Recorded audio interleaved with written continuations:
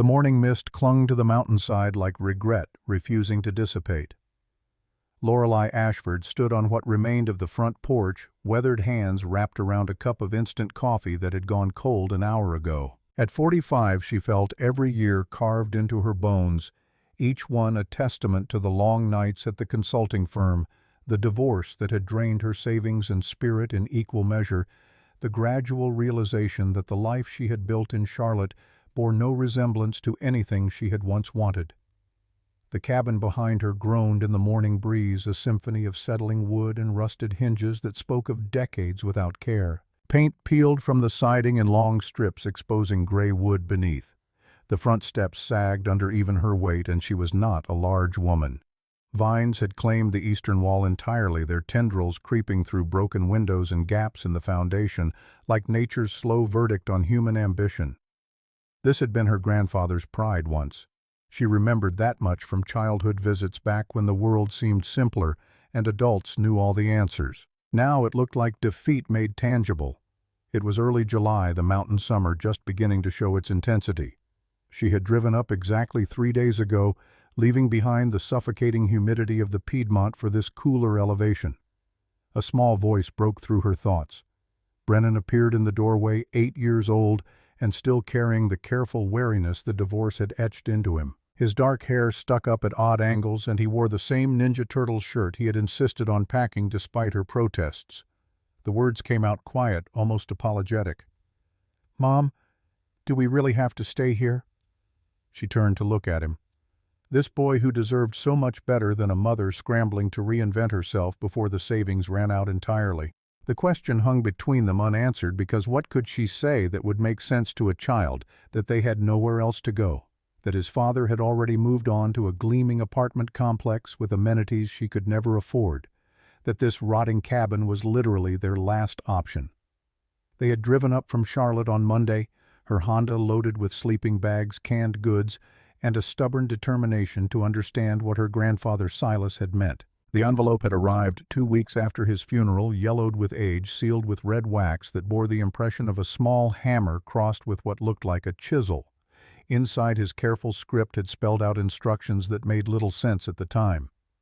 She pulled the letter from her jacket pocket, now unfolding it for the dozenth time.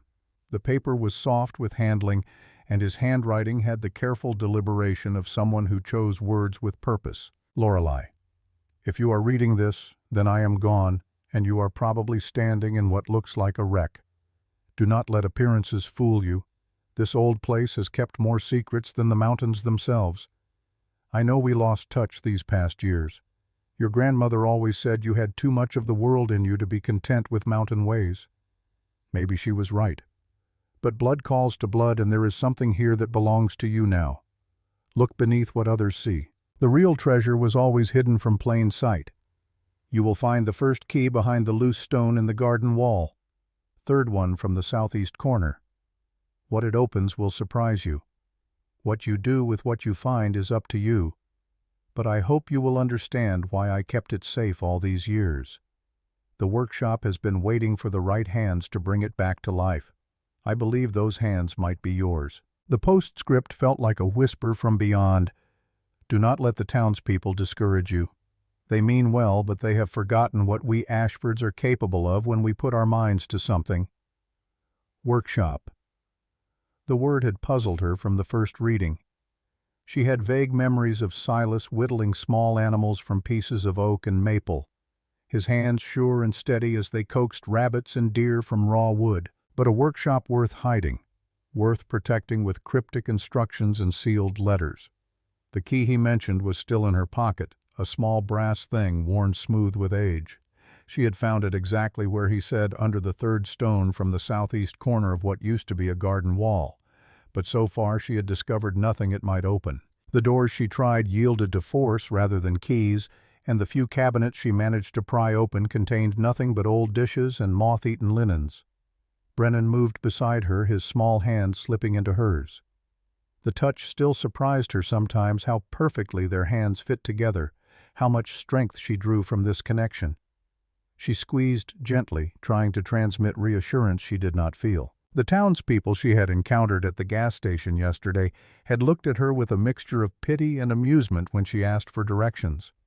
The station owner, a weathered man in his 60s with graying hair and hands that looked capable of fixing most anything, had studied her face with recognition. His voice had carried the directness mountain people were known for. "You're Silas's granddaughter. Heard he passed. Sorry for your loss."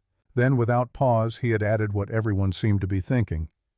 "Hope you're not planning on trying to live up there. That place has been falling down for 20 years. Be cheaper to buy a tent." Similar conversations had followed at the hardware store and the small grocery market. Everyone remembered Silas Ashford, but their memories were tinged with the same gentle condescension she had grown accustomed to in her corporate life. He had been a character, they said, kept to himself mostly, had some kind of workshop back there, but nobody knew what he made anymore. An old-fashioned fellow, the librarian had explained, always tinkering with wood and such, never saw much come of it, though.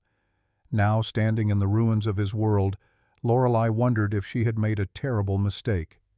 The practical part of her mind, the voice that had guided her through 15 years of financial analysis and strategic planning, whispered that she should cut her losses, sell the land for whatever it would bring, pay off the rest of the divorce debts, find a reasonable apartment back in Charlotte, start over with what little remained of her savings and her bruised confidence. But something about the morning light filtering through the broken shutters reminded her of being 8 years old, Brennan's age, now sitting on this same porch while Silas whittled those small animals. His hands had been sure then, carving with a precision that had seemed magical to her young eyes. The memory stirred something she thought had died in the divorce proceedings and corporate downsizing, a sense of wonder of possibilities existing beyond spreadsheets and profit margins. Brennan tugged at her hand, his voice carrying the impatience of hunger. "Can we have breakfast now? I'm starving and this place is super creepy." He paused, then added with the careful tone children use when delivering difficult truths. "Dad says we could still move into his new apartment complex. They have a pool and everything." The sting of her ex-husband's offer hit harder than it should have. Another reminder of how quickly Sterling had moved on, how easily he had rebuilt while she was still sifting through the wreckage. The gleaming apartment complex with its amenities and conveniences stood in sharp contrast to this rotting cabin, and they both knew it. She forced brightness into her voice. "Let's see what we can find inside. Maybe it's not as bad as it looks." But it was exactly as bad as it looked. The main room stretched larger than it appeared from outside, with a stone fireplace dominating one wall and built-in shelves lining another. A narrow staircase led up to what she assumed was a loft bedroom. Everything was covered in dust and debris, years of neglect made visible. But underneath the grime she could sense something solid. The walls were straight, the floor level despite its warped surface. Someone had built this place to last. Brennan made a face at the musty smell but set about exploring with the curiosity of childhood, poking at dusty shelves and peering into cobweb-filled corners. Lorelei pulled the letter from her pocket again, reading it in the dim light that struggled through dirty windows. The paper whispered against her fingertips as she traced the familiar words. "Look beneath what others see." What had Silas meant? What was she supposed to be looking for? A knock at the front door startled them both. Brennan ran to the window, his wariness of strangers heightened since the divorce. His voice came out uncertain. "It's some man. He looks old but not scary." Lorelei opened the door to find a man in his late 60s wearing work clothes and a cautious expression. He had the kind of weathered face that spoke of outdoor work and honest living, with graying hair pulled back in a short ponytail and hands that looked capable of fixing most anything. A faded baseball cap sat low on his forehead. His voice carried the slow cadence of someone who measured words carefully.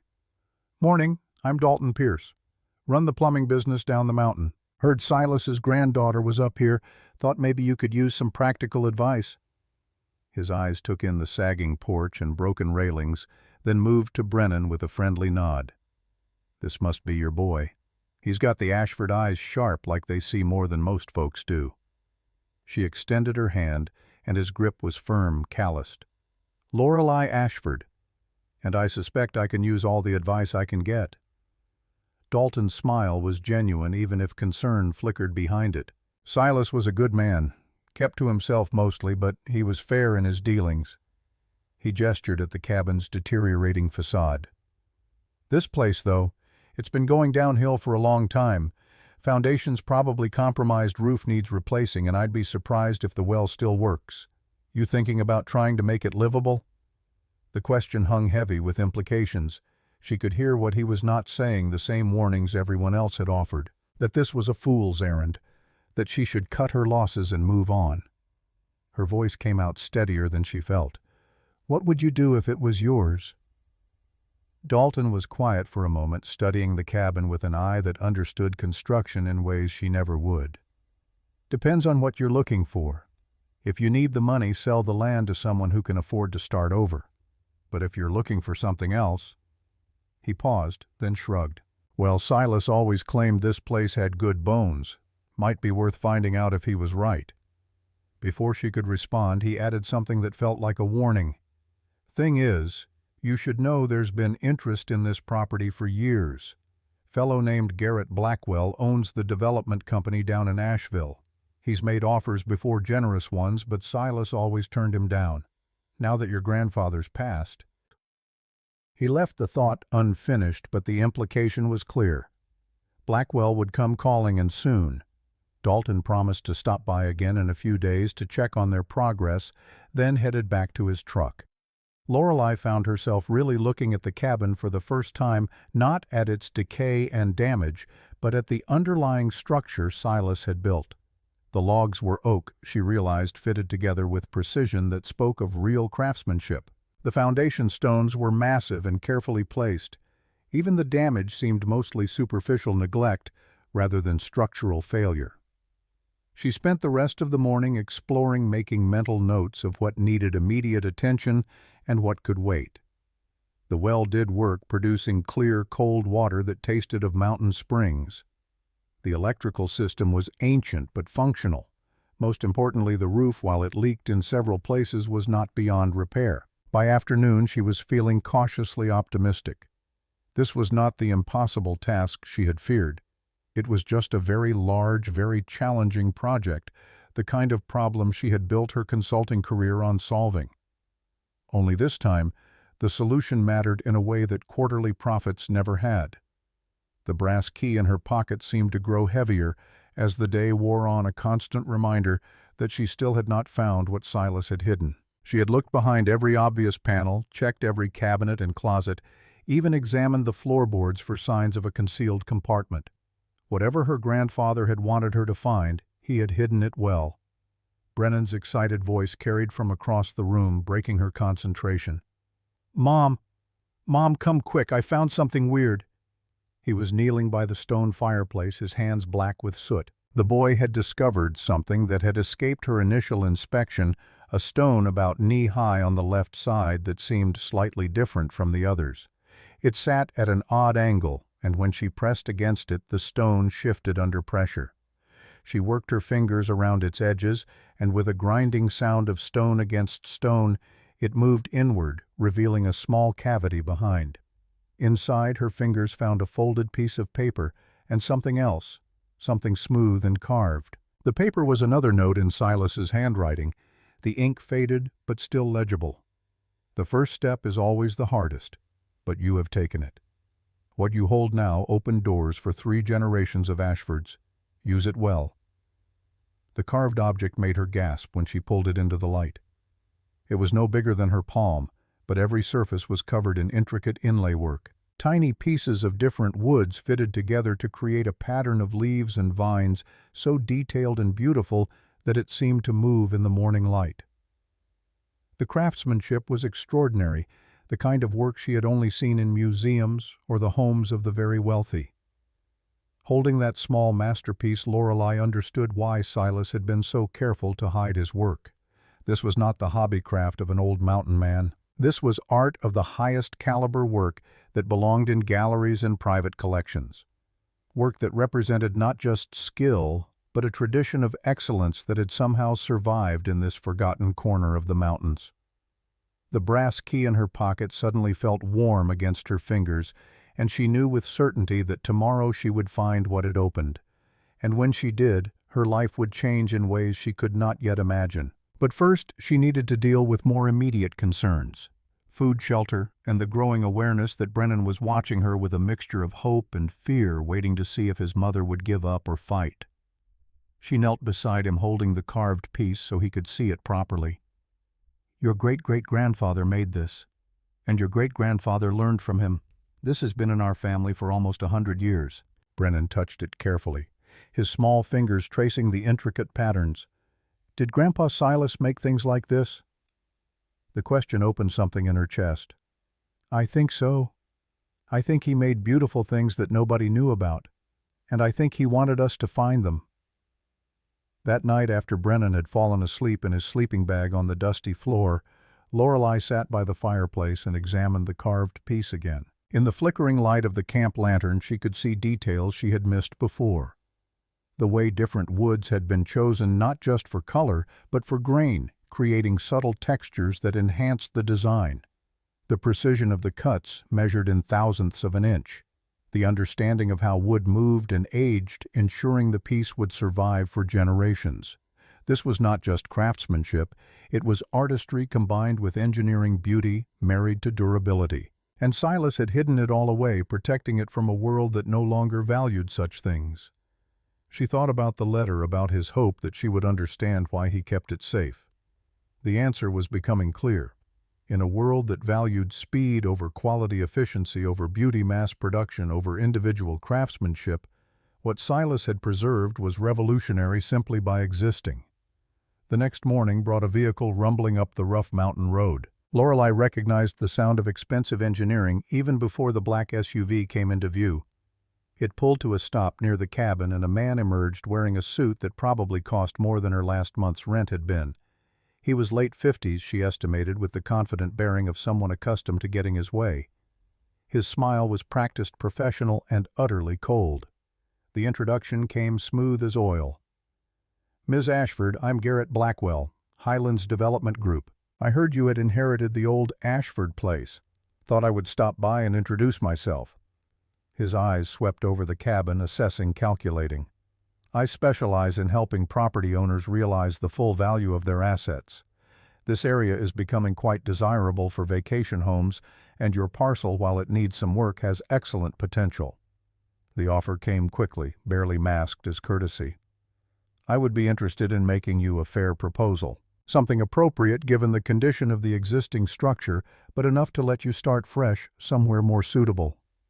She felt the weight of the carved piece in her pocket, thought of the workshop Silas had mentioned, the secrets he had protected. This man wanted to tear it all down, replace it with vacation homes for wealthy outsiders who would visit a few weeks a year. Her voice came out cooler than she intended. "I'm not interested in selling, Mr. Blackwell." His smile did not falter, but something in his eyes hardened. "I understand this is a lot to consider. Why don't I leave my card? When you have had time to think about the realities of bringing this place up to code, perhaps after speaking with the county planning office you might feel differently." The threat was barely veiled. He knew something she did not have: leverage he was preparing to use.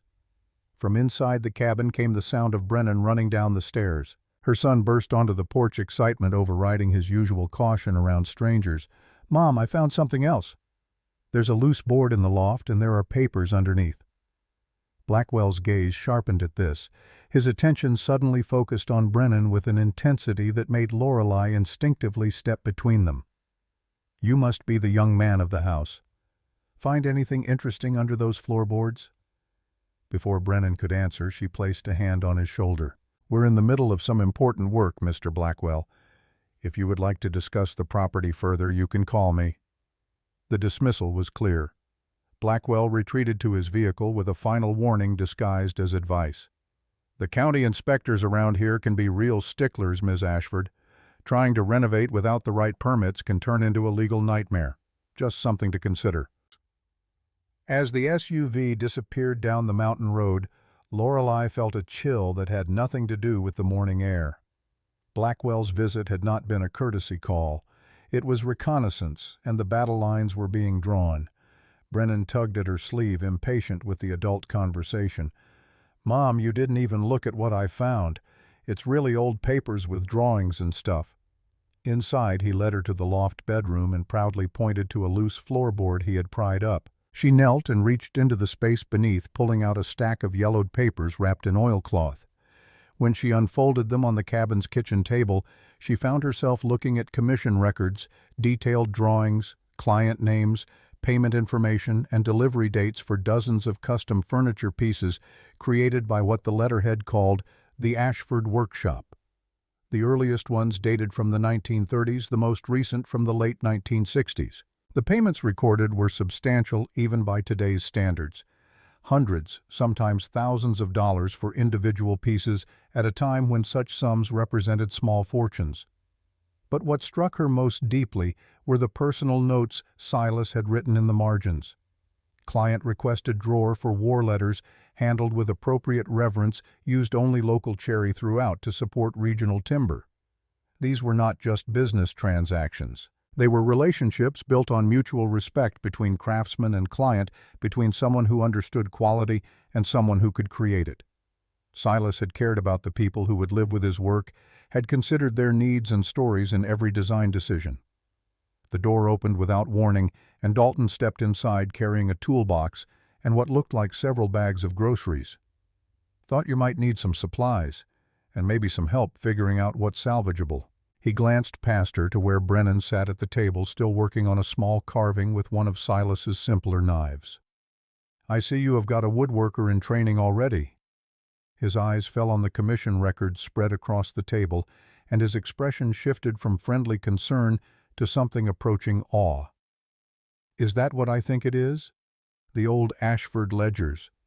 She nodded, watching him examine the papers with careful hands. He studied the drawings, the careful notations, the evidence of a business that had once thrived in these mountains. His voice came out quiet, respectful. "My father did some business with Silas back in the day.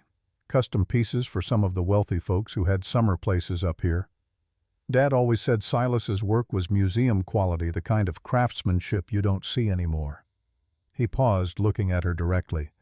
"Of course, that was a long time ago. Most folks nowadays have forgotten what that kind of work looked like." The comment hung in the air, and Lorelei felt the weight of what she was beginning to understand. Her grandfather had not been just a mountain hermit tinkering with wood. He had been the last keeper of a family tradition that stretched back 4 generations, a master craftsman whose work had graced some of the finest homes in the region. And he had died believing that tradition would die with him. Dalton cleared his throat, seeming to make a decision. "There's someone you should probably meet. My nephew Everett is studying furniture design at the community college over in Buncombe. He's been looking for someone who knows the old ways, the traditional techniques they can't really teach in school anymore." He pulled out his phone, scrolling through contacts. "Might be we can help each other out. You need someone with construction knowledge to help with the cabin. Everett needs someone who can teach him what they are not learning in class. And Silas, well, I suspect he would have wanted the knowledge to keep going." The offer was more than practical assistance. It was validation that what she was attempting mattered, that the traditions Silas had protected were worth preserving. That afternoon, a young man arrived in a beat-up pickup truck. Everett Pierce was 23, tall and lanky, with the careful movements of someone accustomed to working with precision tools. His hands bore the calluses and small scars of a woodworker despite his youth. When she showed him the carved piece from the fireplace, his sharp intake of breath echoed in the quiet cabin. "Is it really true Mr. Ashford had a complete traditional workshop, no power tools at all?" His voice held reverence typically reserved for sacred spaces. "We study historical techniques in school, but most of it is theoretical. Nobody actually works that way anymore." Lorelei led them to the built-in shelves along the eastern wall, running her hands along the back panel. She had been examining it all morning, convinced there was something more here than met the eye. One section of shelving about 3 feet wide seemed shallower than the rest. The back wall behind it was only 6 inches deep, while the adjacent sections went back nearly a foot. Her fingers traced the edges until she felt it a subtle outline of a rectangular seam. When she pressed against the panel, it moved slightly inward. She ran her hands along the surface, searching until she found what she was looking for. A small concealed keyhole positioned at shoulder height. The brass key slid in perfectly. When she turned it, she heard the soft click of a mechanism engaging, and the entire back panel swung inward on well-oiled hinges. The space beyond took her breath away. She was looking into a workshop that time had preserved in perfect detail. Workbenches lined the walls, their surfaces worn smooth by decades of use.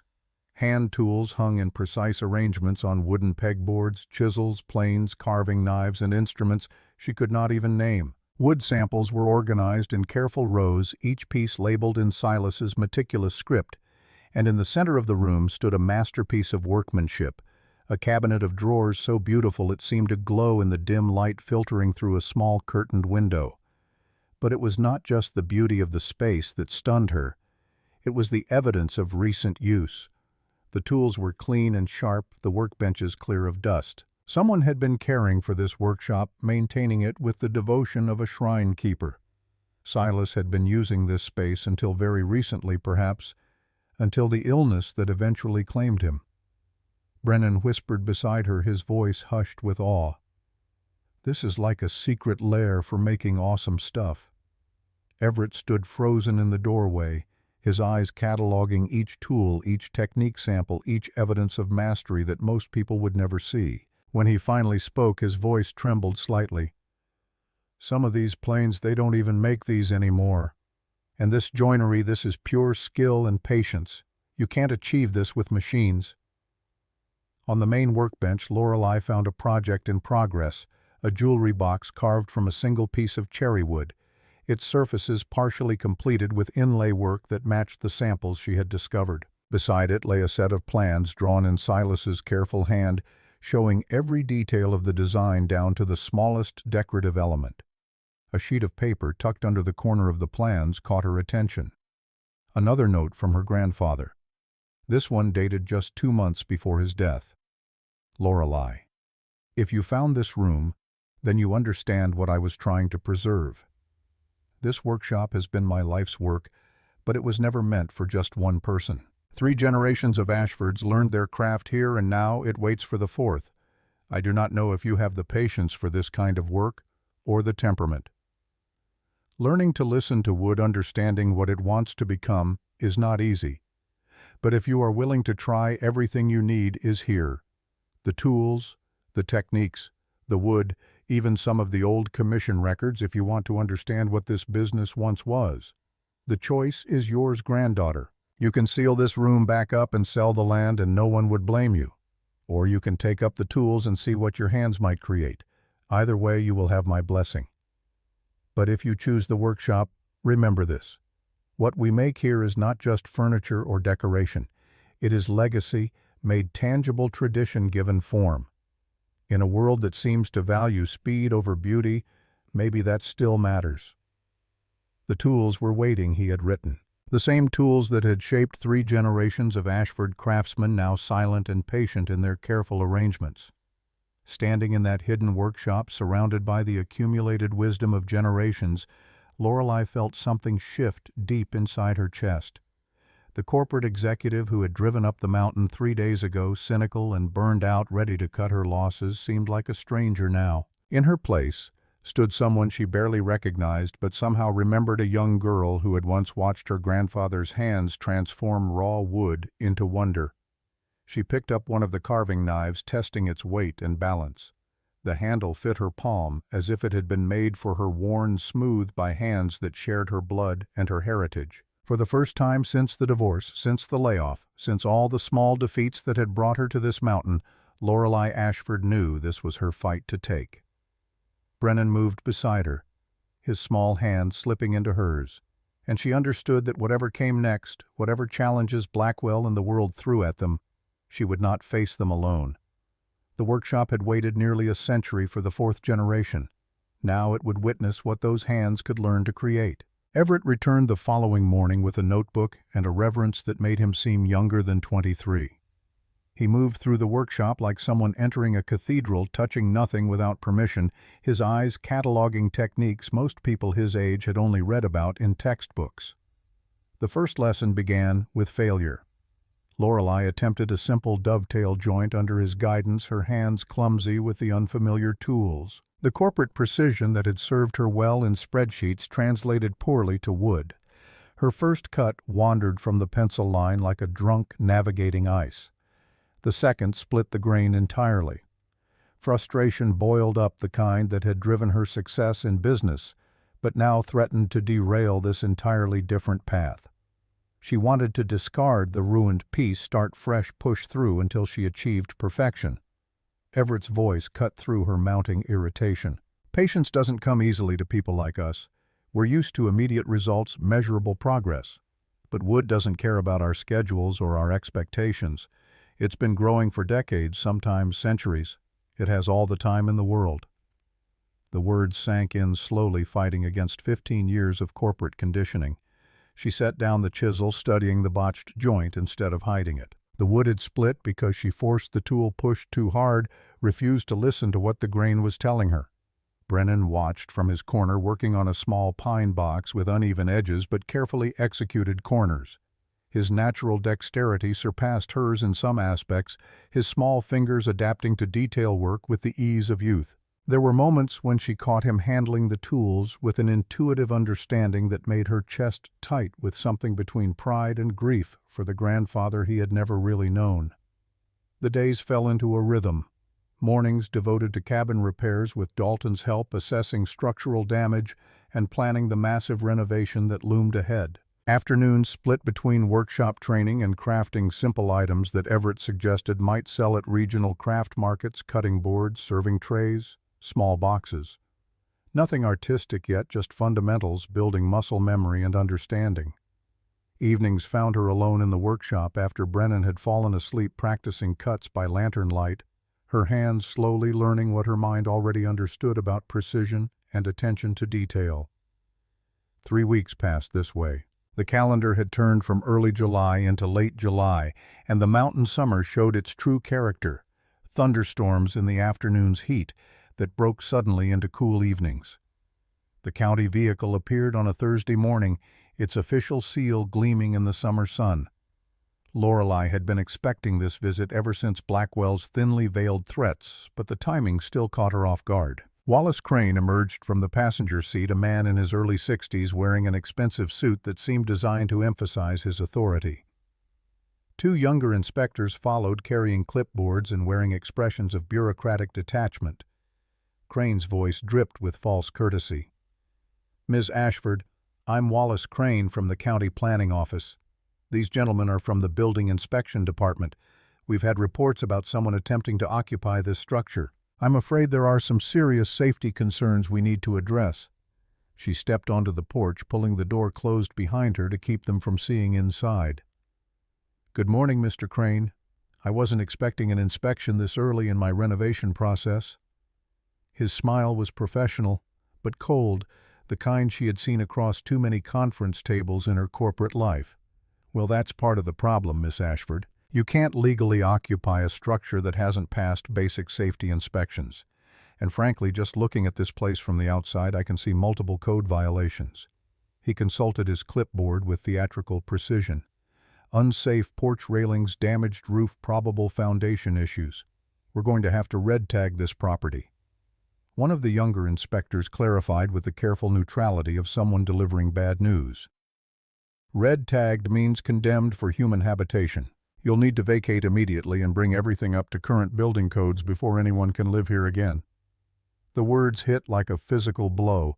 She had been here less than a month, had finally started to see a path forward, and now the bureaucracy was moving to shut her down entirely. Her voice came out steadier than she felt. "How long would that process take?" Crane consulted his clipboard again, though she suspected he already knew the answer. "Current building codes for mountain construction. You're looking at 6 months minimum, assuming you can afford the necessary work. More likely a year or more, and that's if the structure is even worth saving." He let his doubt hang in the air, then handed her a thick packet of papers. "These are the forms you'll need to start the process. I'd recommend consulting with a contractor who specializes in historic renovation, assuming you want to proceed. The packet was intimidating pages of regulations and requirements, estimated costs that made her savings account look pathetic, and timelines that stretched far beyond what she had imagined. The practical voice in her head grew louder, pointing out that this was exactly the kind of bureaucratic nightmare she had moved to the mountains to escape. But then she thought about the workshop hidden behind the false wall, about Silas's tools, waiting for hands willing to learn their secrets, about Brennan's growing confidence as he mastered skills most kids his age would never encounter. She met Crane's gaze without flinching. "I'll review these requirements with my attorney. Thank you for bringing them to my attention." His smile tightened at the mention of legal counsel, a crack in the bureaucratic facade. "Just doing my job, Ms. Ashford, ensuring county regulations are properly enforced." He paused before climbing back into the vehicle, delivering what felt like a scripted line.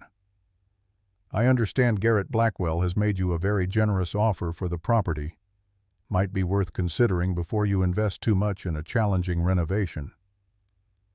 After they departed, Lorelei sat on the front steps and stared at the paperwork, her anger flaring at this transparent attempt to pressure her into selling. The strategy was obvious: delay until financial necessity forced her hand, make the path forward so difficult that Blackwell's offer looked reasonable by comparison. Brennan emerged from behind the cottage door where he had been listening, his perceptiveness cutting through adult pretense. "He wants us to give up, doesn't he? He's trying to make it so hard we'll just sell to that Blackwell guy." She pulled him close, struck again by how much the divorce had aged him beyond 8 years. "Yes, but we're not going to make it easy for them. Ashfords don't give up when things get difficult. We find another way."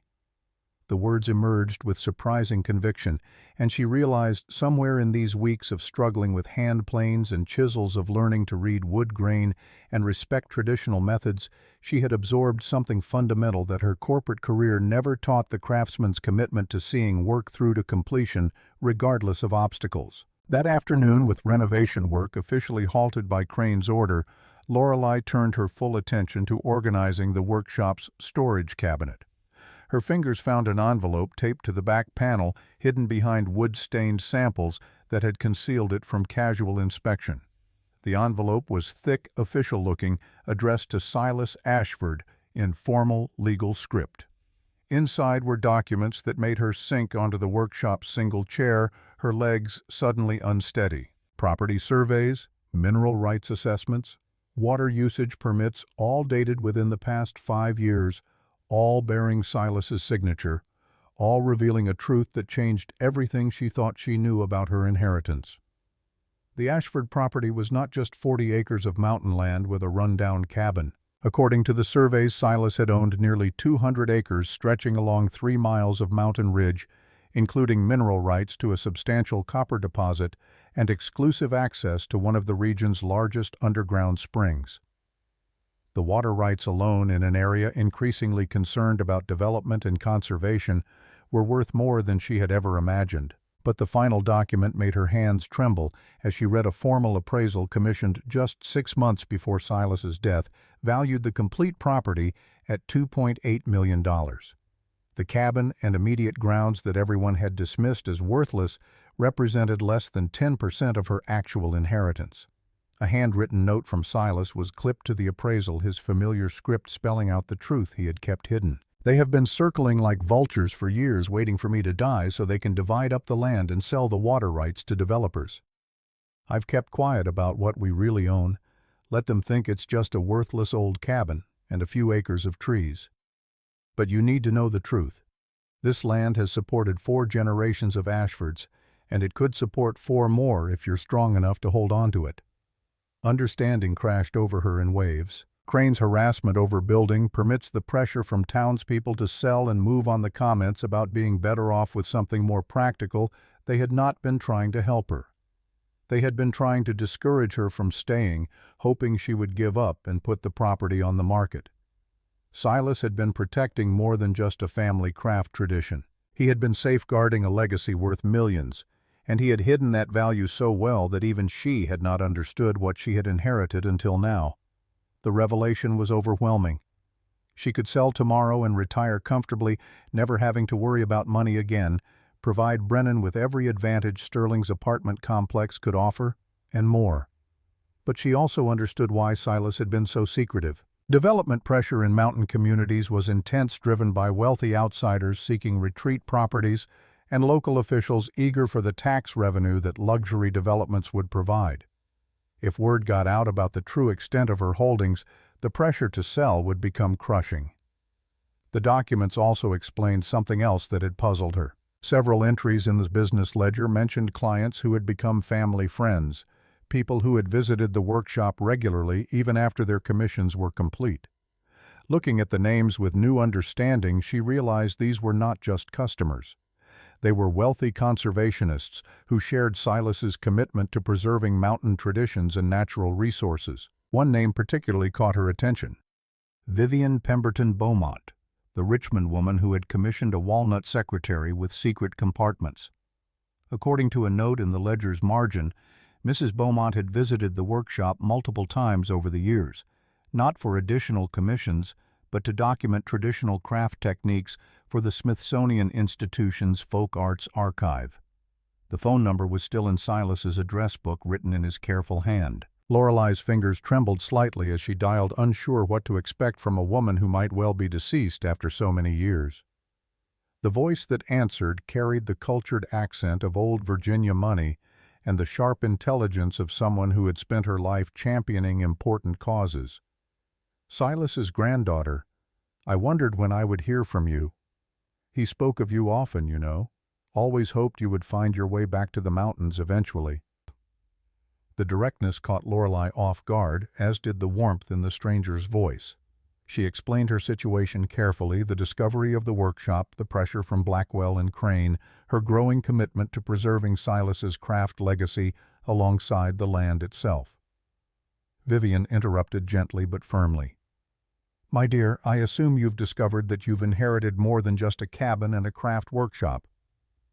The statement was not a question. Vivian knew about the property situation, had probably helped Silas research the mineral rights and water assessments years ago. Her next words confirmed it. "When development pressure started building in the area, Silas asked for my advice on how to protect what your family had built. I've been waiting for someone to call me ever since he passed." They arranged to meet the following week. Lorelei replaced the phone with a mixture of hope and trepidation. The pieces were beginning to align: Silas's cryptic warnings, Dalton's hints about resources, the ongoing pressure from Blackwell and his allies.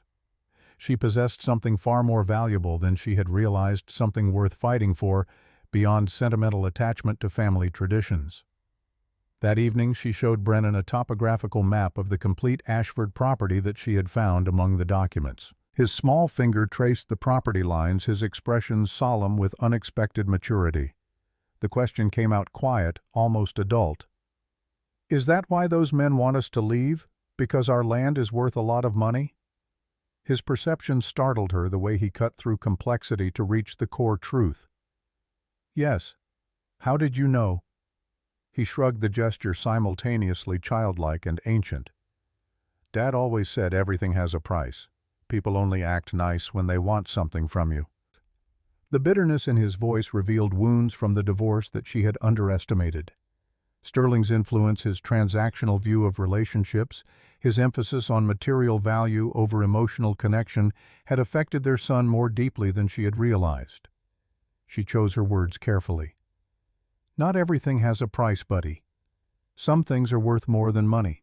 Like this land, like what we're learning in the workshop, like our family history. Those things matter in ways that can't be measured in dollars."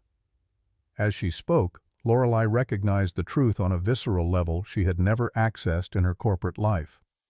The executive who had arrived on this mountain valuing everything in terms of profit and loss was transforming into someone who measured worth differently by durability, by beauty, by connection to something larger than individual gain. The next morning brought another visit to Cedar Creek, this time with a specific purpose.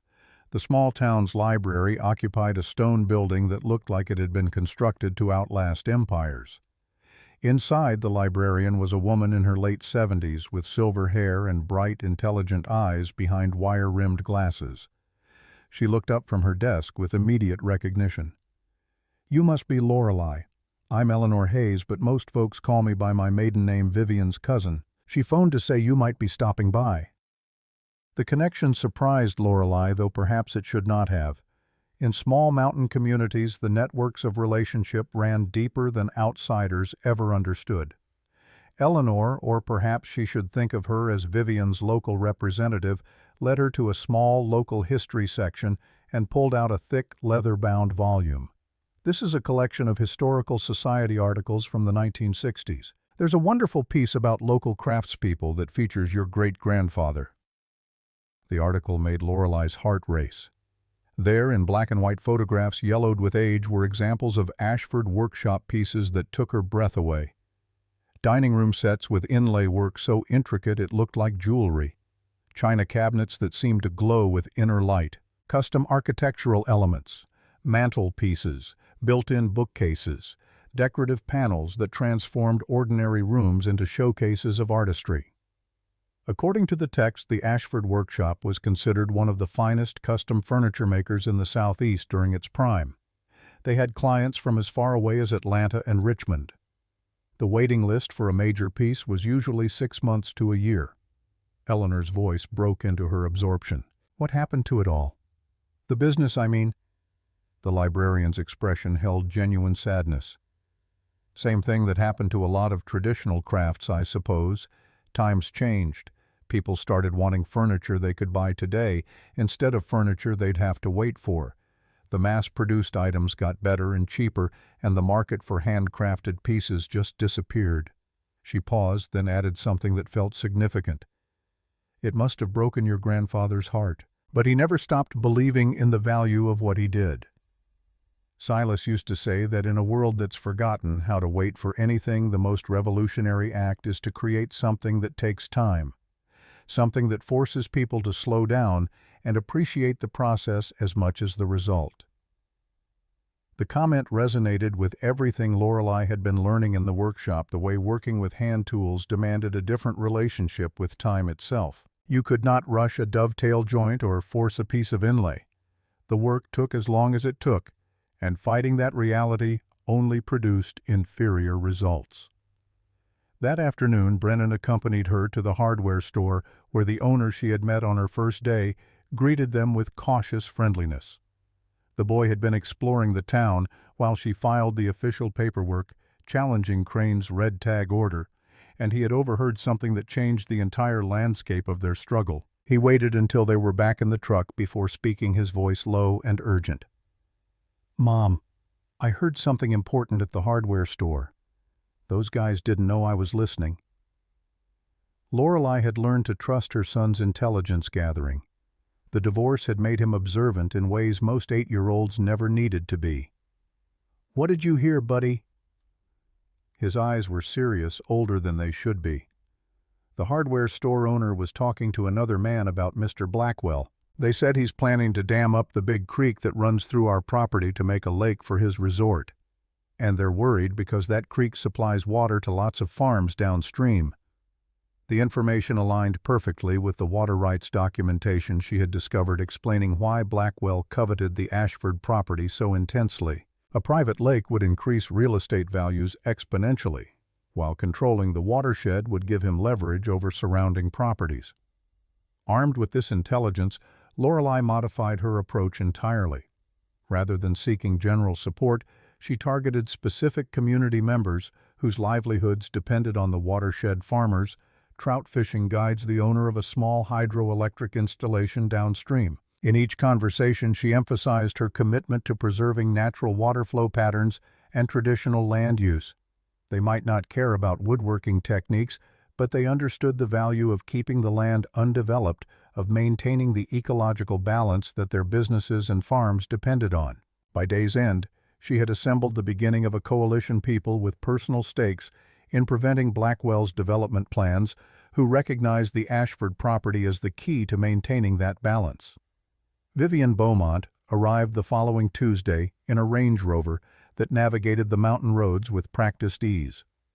Despite her 82 years, she moved with the fluid confidence of someone who had never doubted her place in the world. Her silver hair fell in an elegant bob that framed intelligent eyes that missed nothing as they surveyed the cabin and surrounding property. Her grandson Theodore accompanied her, a polished man in his mid-30s, with the appearance of someone comfortable in corporate boardrooms, but possessing the relaxed demeanor of old money that no longer needed to prove itself. He carried a leather portfolio and introduced himself as an environmental attorney specializing in conservation easements and historic preservation. Lorelei had spent the past 3 days preparing for this visit, cleaning the cabin, despite the renovation restrictions, organizing the workshop to highlight its historical significance, and completing enough of the jewelry box to demonstrate her developing skills. Vivian's first words carried the weight of someone who had been waiting for this moment. The craft tradition your grandfather maintained isn't just valuable on its own. Combined with the natural resources and undeveloped forest, this property represents something truly extraordinary, a complete ecosystem, both cultural and environmental, that could serve as a model for sustainable mountain community development. Theodore spread topographical maps and legal documents across the table, his presentation as polished as any corporate pitch she had ever heard. We can protect both the craft tradition and the land through conservation easements and historic designations. You maintain ownership while ensuring the property can never be inappropriately developed. The mineral rights and water access would provide income under strict environmental controls. Vivian leaned forward, her eyes bright with enthusiasm that made her seem decades younger. More importantly, you could establish this as a teaching center. Traditional craft workshops, environmental education, sustainable forestry practices. Several foundations would provide substantial funding for exactly this kind of program. The proposal was breathtaking in its scope and ambition. Instead of choosing between preserving Silas's legacy and securing her financial future, Lorelei could achieve both while creating something with far greater impact than she had imagined.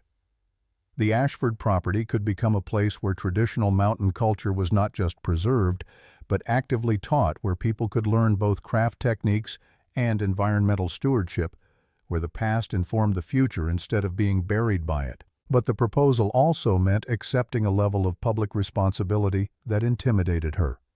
She would no longer be a private individual learning a craft in solitude, but the steward of a significant cultural and environmental resource, with obligations to funders, students, and the broader community. Her doubt must have shown on her face because Vivian reached across the table and covered her hand with fingers that were surprisingly strong despite their age. "I'm not sure I'm qualified to lead something like this.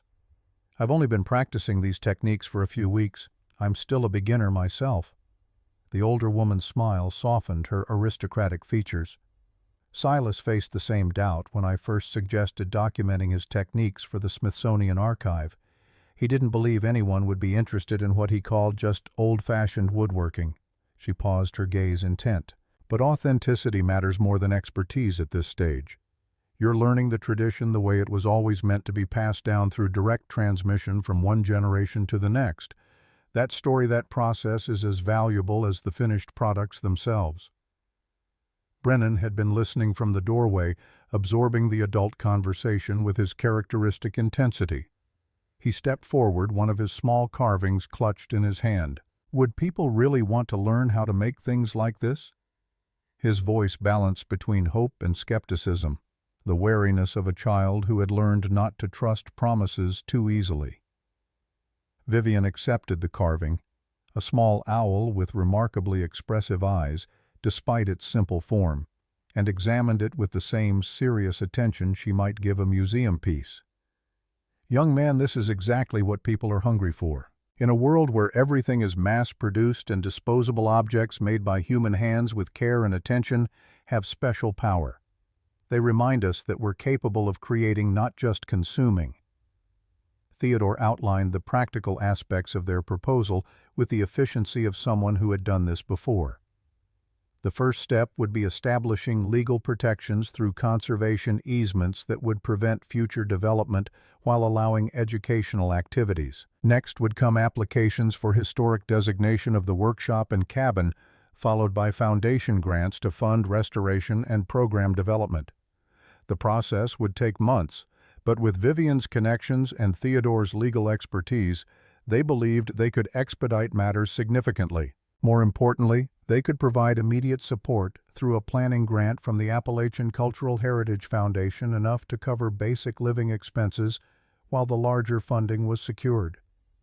The offer felt too good to be true, and Lorelei's corporate wariness still functioned enough to ask the crucial question. "What's the catch?" Vivian exchanged a glance with her grandson, and something unspoken passed between them. "The catch, my dear, is that Garrett Blackwell and his allies won't give up easily. Once they realize what you're planning, they'll fight it with everything they have. Luxury vacation developments are enormously profitable, and the water rights alone would be worth millions to the right buyers." Theodore's expression grew grave, his lawyer's mind already anticipating the battles ahead. "They'll use every legal and political tool available. Zoning challenges, environmental impact claims, historical documentation requirements. And those are just the official channels. In communities like this, there can be unofficial pressure as well." The implied threat hung in the air, but Lorelei had already faced Crane's selective enforcement and Blackwell's thinly veiled warnings. She knew the fight would be brutal, personal, with stakes that went beyond property lines and building codes. But she also knew with a certainty that surprised her that she was ready for it. The weeks of struggling with hand tools, of learning to listen to wood and understand what it wanted to become, had taught her something fundamental about patience and persistence that her corporate career never had. Some battles were not won through aggressive negotiation or strategic maneuvering. They were won through stubborn refusal to surrender, through commitment to something larger than immediate profit, through the simple act of showing up every day and doing the work. It was the second week of August when the storm arrived with a fury that seemed biblical in its intensity. The skies darkened early that Thursday afternoon, drawing Lorelei, Brennan, Dalton, and Everett back to the cottage just as the first fat raindrops began to fall. Within minutes, the gentle shower transformed into a raging downpour wind, driving water sideways against the windows. Lightning fractured the sky, followed immediately by thunder that shook the small building's foundation.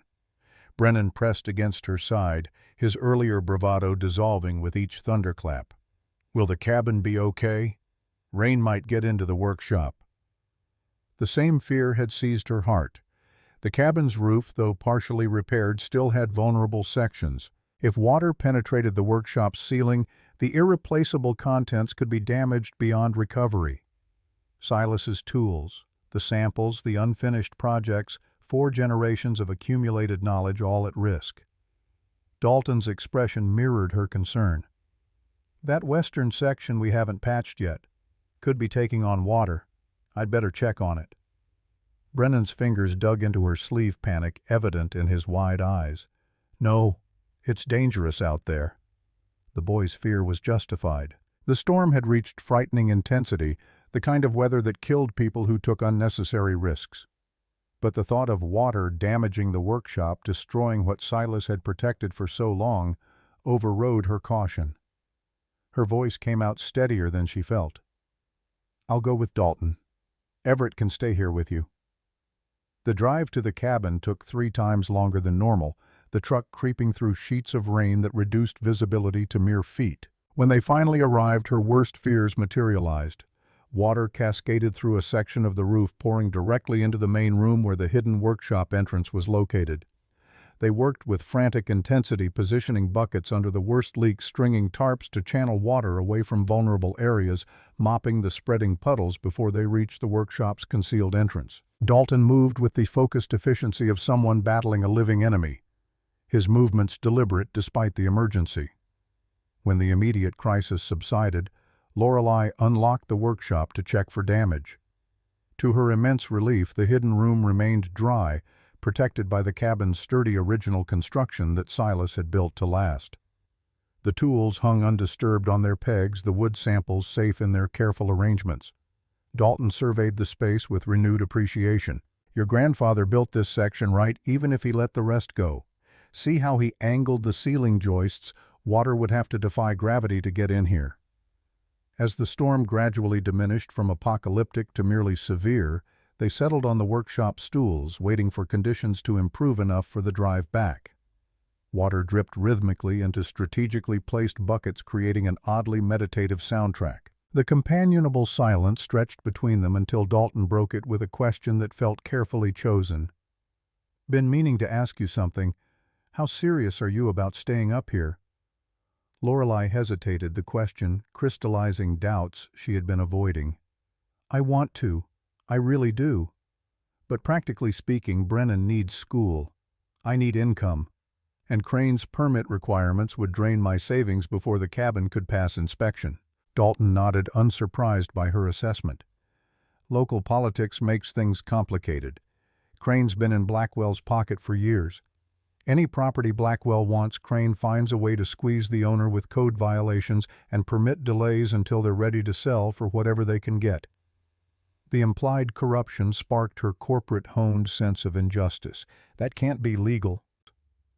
His weathered hands traced idle patterns on the workbench, the gesture of someone choosing words carefully. "Maybe not. But proving it would take deeper pockets than most folks around here have." He paused, then added something that felt significant. "Your grandfather was different, though. Had resources most people didn't know about. Fought them to a standstill more than once." The comment aligned with everything she had been discovering, but she wanted confirmation. "What do you mean, resources?" Dalton's expression grew guarded, as if he had said more than intended. "Not my story to tell. Just saying Silas had ways of pushing back that surprised people. Ways you might want to look into, given what you're up against." The drive back to the cottage revealed the storm's impact on the mountain community. Downed trees blocked secondary roads, power lines sagged under broken branches. Several older structures showed significant damage, roofs, partially torn away porches, collapsed under the wind's assault. At the cottage, Brennan launched himself at her relief, palpable in the fierce hug he delivered. "The workshop okay? Did the roof hold?" His concern for the workshop rather than the cabin itself confirmed his growing attachment to what they were building, to the legacy they were learning to carry forward.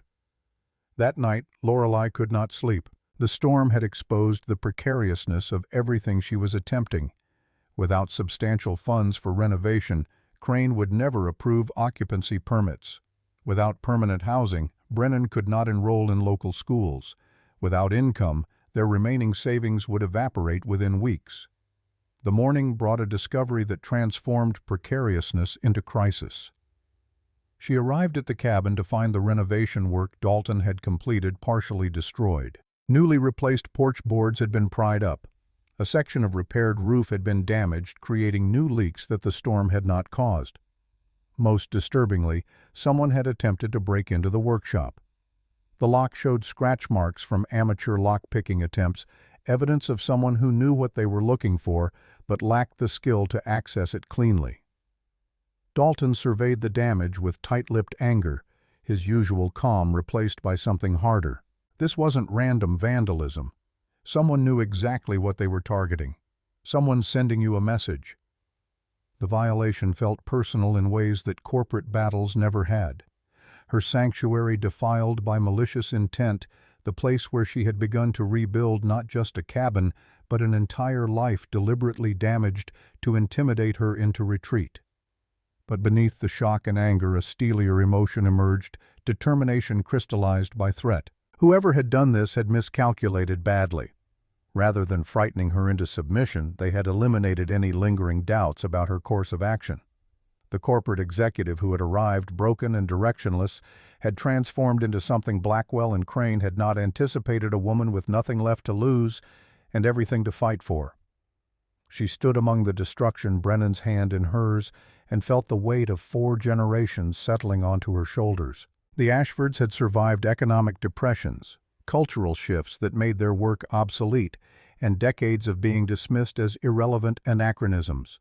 They would survive this too, not by running, not by surrendering to pressure, but by doing what they had always done, building something beautiful and lasting from whatever materials were at hand, trusting that quality and persistence would eventually triumph over expedience and greed. The traditions stretched back through generations, demanding to be carried forward, and Lorelei Ashford, despite every rational reason to give up, understood that this was her inheritance to protect.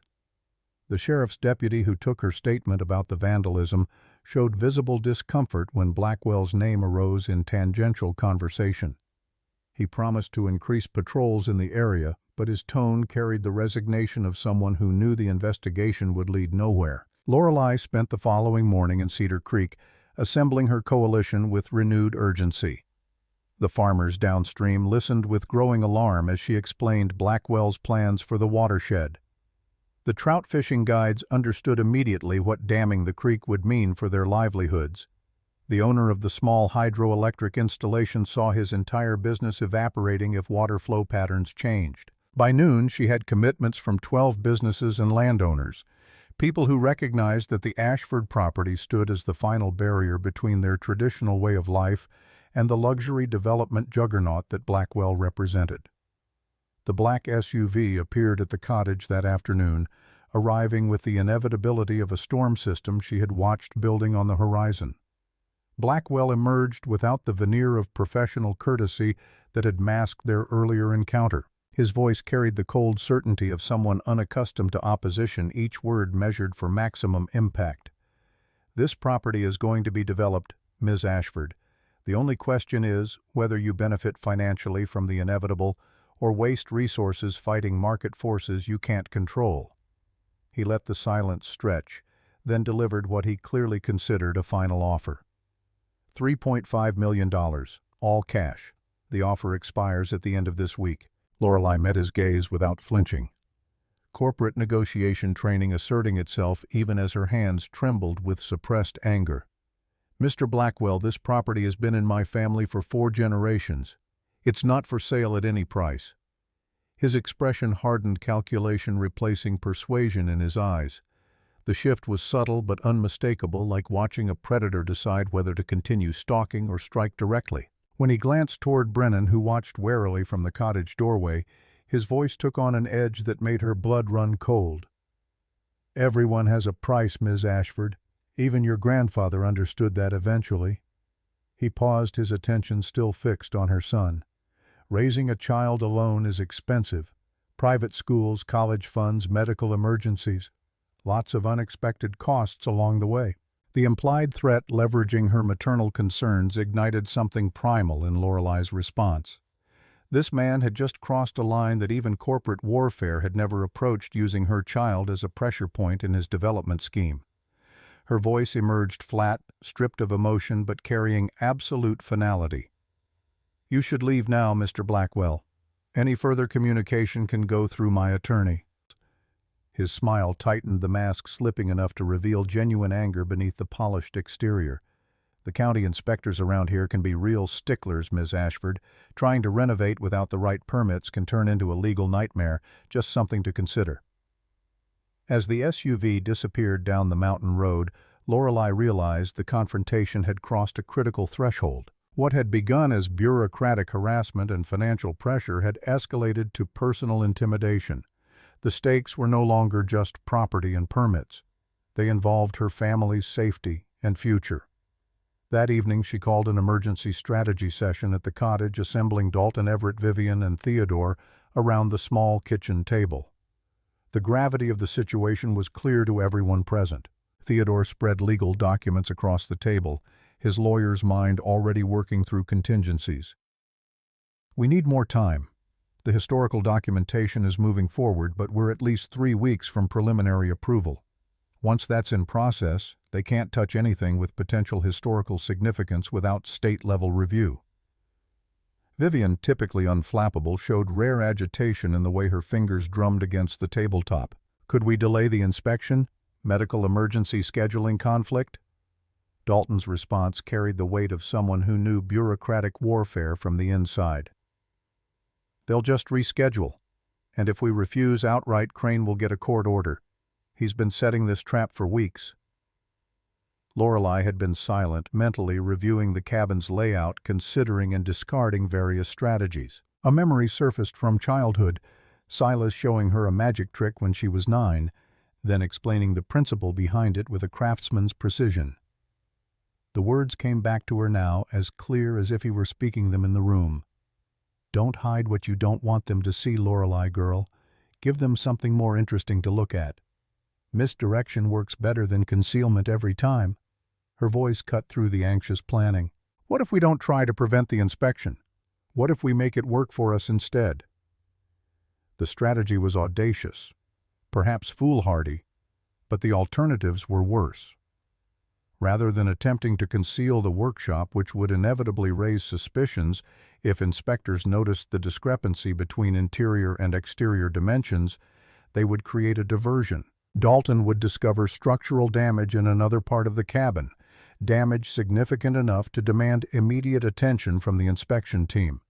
Meanwhile, they would deliberately create a small, easily discoverable hidden compartment in a different location containing just enough interesting historical material to satisfy curiosity without revealing the actual workshop. The false discovery would fulfill the inspector's expectations of finding something concealed, directing attention away from the real secret while providing exactly the kind of historical significance that would support their preservation claims.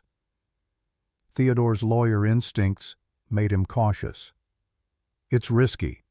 If they're not satisfied with the decoy, if they keep searching, Lorelei weighed the alternatives and found them all worse than taking this calculated gamble. Sometimes the only path forward is through the fire. We can't hide forever and we can't outrun them, but we can be smarter than they expect. She turned to Vivian, seeing in the older woman's eyes the same steely determination that had sustained generations of activists and reformers.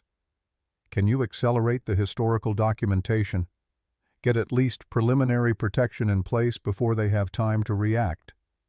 Vivian's aristocratic features hardened with resolve. I'll call in favors at the State Historical Society. We might be able to get emergency consideration based on imminent threat to significant cultural artifacts. They've done it before for endangered sites. The inspection was scheduled for the following Thursday, the third week of August, giving them exactly 3 days to prepare. They worked around the clock, implementing the deception, while simultaneously documenting the workshop's historical significance with frantic urgency. Vivian brought in a preservation specialist from the Smithsonian who photographed every tool and technique sample, creating the detailed record necessary for historical designation. The specialist's growing excitement as she examined Silas's work provided independent validation of what Lorelei already knew. This was not just family history, but cultural heritage that deserved protection. Meanwhile, Dalton created the diversionary structural damage with the skill of someone who understood buildings intimately. A section of floor near the kitchen now appeared to be collapsing into the crawl space below, looking alarming but entirely controlled and reversible once the inspection passed. Everett constructed the decoy hidden compartment behind a loose stone in the fireplace, deliberately more obvious than the real workshop entrance. Inside this false discovery point, they placed several genuinely historical items, early technique samples too damaged for practical use, photocopies of the oldest workshop records, and a few antique tools that had outlived their functionality. Enough to create excitement about historical significance without revealing the workshop's existence. Enough to make inspectors feel clever for finding what they were meant to find. Brennan contributed with unexpected insight, suggesting they leave obvious signs of recent activity in strategic areas: half-empty coffee cups, open books, scattered pencils. His 8-year-old understanding of adult behavior recognized that people investigated signs of recent human presence almost instinctively. The morning of the inspection arrived clear and cool, a perfect autumn day that belied the tension gripping everyone involved. Lorelei had barely slept, rehearsing responses to potential questions, visualizing pathways through the cabin that would keep inspectors away from the concealed entrance. Wallace Crane arrived with 3 other county officials, his expression carrying the triumphant anticipation of someone about to deliver a killing blow. But his smile faltered when he noticed the Smithsonian representative taking photographs of the cabin's exterior, documenting architectural features with professional equipment. Lorelei met him on the porch, her voice carrying professional courtesy that matched his own false pleasantness. "Mr. Crane, I see you brought quite the inspection team. We're cooperating fully with the State Historical Society's documentation process. Since you expressed such concern about the property's historical integrity, I thought you would appreciate their involvement." The subtle power shift was perceptible. Crane had expected a defensive homeowner trying to hide violations, not a confident property owner surrounded by institutional representatives who lent weight and legitimacy to her position. His momentary confusion provided the perfect opening for Dalton's dramatic discovery. A sharp crack from inside the cabin drew everyone's attention, the sound of stressed wood surrendering to pressure. Dalton emerged, his expression convincingly alarmed. "We've got a serious situation in here. Floors giving way near the back wall. Could be foundation subsidence." The inspection team immediately focused on this potential safety hazard, following him inside to examine the apparently failing floor section. Lorelei allowed herself one glance at Brennan, who gave her the subtlest thumbs up from his position near the cottage before disappearing from view. The next 2 hours unfolded according to their careful choreography. The inspectors documented the floor damage with professional thoroughness, then proceeded with their room-by-room examination. When they reached the fireplace, the strategically placed artifacts drew attention exactly as intended. One of the younger inspectors noticed the loose stone and, with an excitement that would have been comical under other circumstances, discovered the hidden compartment. The historical materials inside created precisely the reaction they had hoped for: professional interest from the Smithsonian representative, who immediately began explaining the artifact's significance to increasingly attentive county officials. Only Crane remained suspicious, his eyes constantly scanning for additional irregularities. When the inspection reached the eastern wall where the workshop entrance was concealed, Lorelei felt her heart rate accelerate. This was the moment of greatest risk. She deliberately engaged Crane in conversation about permit requirements for the floor repair, positioning herself between him and the critical bookshelf section. The Smithsonian representative simultaneously drew the other inspector's attention to architectural details on the opposite wall, creating a perfect division of focus that left the concealed entrance uninspected. The county official who arrived mid-inspection transformed everything. He was younger than Crane, with the earnest bearing of someone who took historic preservation seriously as public policy rather than bureaucratic obstacle. His announcement carried the weight of institutional authority that even Crane could not dismiss. "Ladies and gentlemen, I've been informed that the State Historical Society has granted this property preliminary protection status as a site of cultural significance. Any enforcement actions will need to be coordinated with state-level review to ensure historical elements are properly protected during renovation." Crane's frustration was evident beneath his professional veneer as the inspection concluded. The anticipated violations had failed to materialize in any significant form. The discovery of historical artifacts had shifted the narrative from code enforcement to preservation. Worst of all, from his perspective, the State Historical Society representative had announced protections that would limit the county's enforcement options dramatically. When the officials finally departed, Lorelei waited until their vehicles disappeared around the mountain curve before allowing herself to breathe normally again. The workshop remained undiscovered, protected by misdirection and careful planning. The historical documentation was proceeding faster than anticipated, and Crane had been outmaneuvered on the bureaucratic battlefield he thought he controlled. But victory came with immediate consequences. The following morning, Blackwell's black SUV appeared at the cottage, and this time there was no pretense of civility. His voice carried barely controlled fury, the polish stripped away to reveal the ruthless developer beneath. "This property is going to be developed, Ms. Ashford. I've invested too much to walk away now. There are other ways to get what I want." The threat was explicit enough that Lorelei felt the first real fear she had experienced since arriving on the mountain. This was no longer about permits and property values. This was about a powerful man who was used to winning and had just been publicly humiliated. She stood her ground, drawing on reserves of courage she had not known she possessed. "You know what the difference is between us, Mr. Blackwell? I'm building something that will still matter 100 years from now. You're just moving money from one account to another." The words emerged with absolute conviction, and she saw them land like physical blows. For perhaps the first time in his career, Garrett Blackwell had encountered someone who genuinely did not care about his wealth or his threats, someone operating from an entirely different value system than the one he understood. He retreated to his vehicle without another word, but the look he gave her promised that this was far from over. The following weeks brought revelations that transformed the landscape of their struggle entirely. The investigation into Wallace Crane uncovered extensive connections to Blackwell's development interests that went far beyond professional cooperation. Documents revealed that Crane had received financial incentives for selectively enforcing building codes against property owners who refused to sell to Blackwell's company. Email records showed systematic harassment targeting specific properties, including detailed instructions from Blackwell himself to make life impossible for stubborn holdouts. One email in particular, dated just days after Lorelei's arrival, spelled out the strategy with damning clarity. "The Ashford woman won't last through winter if we apply enough pressure. Red tag the cabin slow walk any permits, make sure she understands there's an easy way out and a hard way. She'll take the easy way eventually. They all do." As the corruption investigation expanded, more of Blackwell's questionable business practices came to light. Environmental violations at previous development sites, undocumented workers paid below minimum wage, tax irregularities involving offshore accounts that suggested money laundering. The collective weight of these discoveries effectively ended Crane's career in county government and severely damaged Blackwell's influence with the county commission and state regulatory agencies. But it did not end the threat entirely. Men like Blackwell did not surrender easily, did not accept defeat gracefully.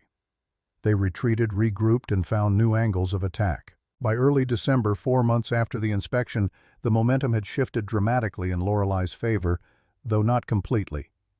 The State Historical Society granted the Ashford Workshop official designation as a site of cultural significance. The Appalachian Cultural Heritage Foundation approved initial funding for educational programming, though the amount was less than originally hoped. The conservation easements that would permanently protect the property's watershed were in their final review stage, which meant legal challenges could still derail them. Most significantly, the County Commission scheduled a public hearing on Blackwell's development proposal for mid-December.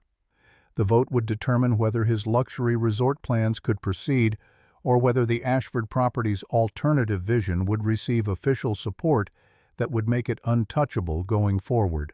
The session had been strategically scheduled for a Tuesday morning when working people would struggle to attend, but Lorelei's coalition had anticipated this maneuver. Farmers rearranged harvesting schedules. Shop owners posted signs announcing temporary closure for community business.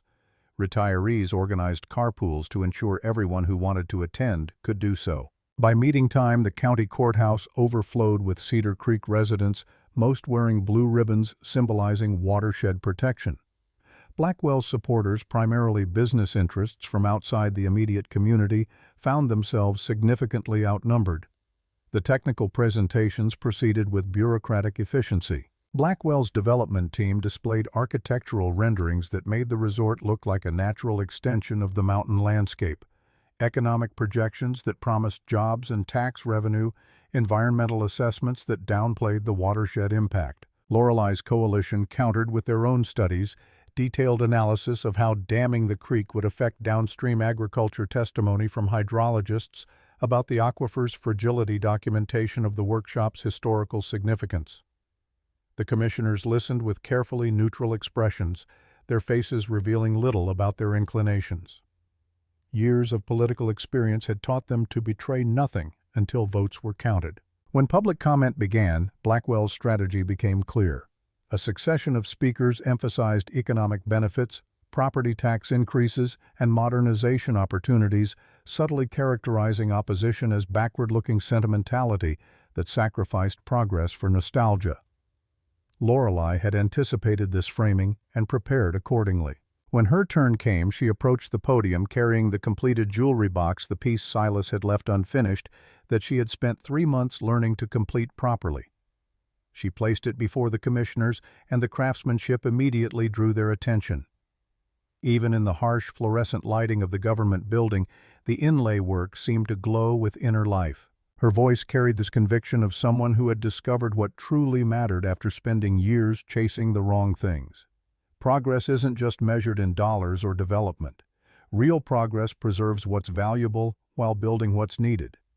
She outlined the educational center vision with the same precision she had once brought to corporate presentations, but this time the numbers represented something beyond quarterly profits: job creation through traditional craft training, sustainable tourism that enhanced rather than replaced existing industries, watershed protection that would benefit agricultural interests throughout the county.